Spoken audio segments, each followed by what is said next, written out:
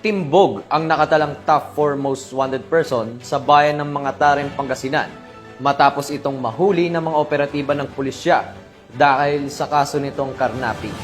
Ang report mula kay Police Corporal Rafi Veloria. Ang iyong sabihin ay pinikilaban sa'yo. Napasakamay na ng mga otoridad ang kinikilalang top 4 most wanted person sa bayan ng mga Tarem, Pangasinan.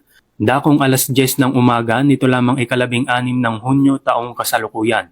Kinilala ng mga otoridad ang suspect na si alias Tommy, 49 na taong gulang, may asawa, isang construction worker at residente ng barangay Umangan, mga Tarem, Pangasinan. Ang operasyon ay sinagawa ng mga tauhan ng mga Tarem Municipal Police Station alinsunod sa warrant of arrest na nilagdaan ni Honorable Vincent Espinosa Lamog, Acting Presiding Judge, Regional Trial Court, Branch 38, Lingayen, Pangasinan, kaugnay sa kasong paglabag sa New Anti-Carnapping Act of 2016 na may piyansang nagkakahalaga ng 300,000 piso para sa kanyang pansamantalang kalayaan. Ang suspect ay nasa kustodiya ngayon ng mga Tarem Municipal Police Station para sa dokumentasyon at tamang disposisyon.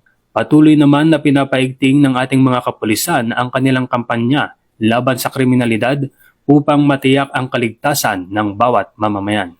Mula dito sa Ilocos Region, ako ang inyong PNN correspondent, Police Corporal Rafi Veloria, alagad ng batas, tagataguyod ng Balitang Pulis.